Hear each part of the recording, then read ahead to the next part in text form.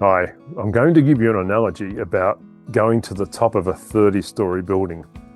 And why this is relevant to float loading will become obvious to you very shortly. So just stay with me here for a moment. Let's say I took you up to the top of a 30-story building.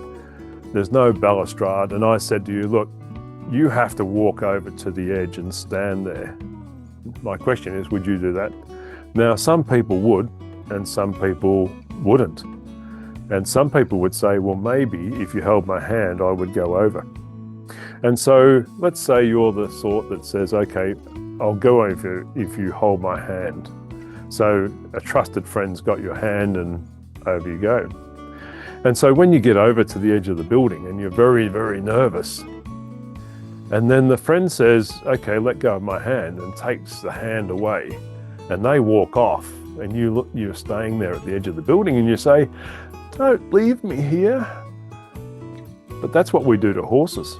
We lead them into the float, and then we walk out and we shut all the doors and we leave them in there by themselves. So no wonder they get stressed and upset, and no wonder there's problems.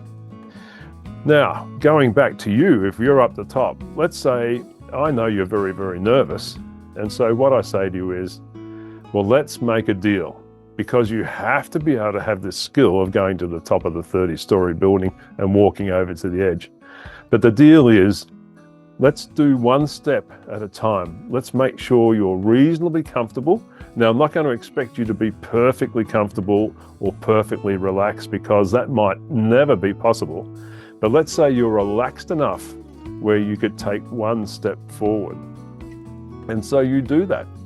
Now, whether I'm holding your hand or whether you're doing it by yourself doesn't really matter, because we have to get to the point where you can do it by yourself. But let's say we start with leading the hand, and you take one step and then you get very nervous, and so you go back again. Well, that'll be fine, because you actually took the step forward. And so then we just try again. And gradually over time, you get 4 steps, 5 steps, 6 steps, however many steps it finally takes to get to the edge of the building. Now, when you get there, you might still be very nervous, and you might still only be able to stay there for a short time, and then you back away. Well, that's fine. But let's just keep up this repetition until you get comfortable, till you get used to it. And then finally, once you're used to it, if I'm holding your hand, then we could progress to where I'm beside you, not holding your hand, and you're walking a little bit ahead of me, and I'm not holding your hand. And gradually you get comfortable with that. And then gradually you can walk all the way over by yourself and stand there and get comfortable. But it's going to take time, it's going to take practice, and it's going to take the patience and understanding of me to allow you to go through that and work through it until you get as comfortable as possible in order to be able to achieve that task. And once you've achieved that task, there's 2 things that I believe come into play, is that you're demonstrating both confidence and competence. And so I liken this to how we go with horses. So we lead horses in, and that's like us giving them support, like holding someone's hand, and then we leave them in there. We shut them in, and they say, don't leave me in here. And then gradually we can train them in the way that we're going to go through in this training, and get them comfortable with the idea of walking in with us. Well, actually, we'll teach them to come to us, but walking in with us, and then where we will get them to walk past us, and gradually they will walk deeper into the float by themselves. And then finally we'll actually step outside of the float and get them to walk in by themselves. And at that point then, when they can do that willingly, and when they can do that without resistance, then that's the time when there becomes this acceptance. And they might never be perfectly comfortable with it, but at least they're at the point where they've got enough confidence and competence to be able to complete the task.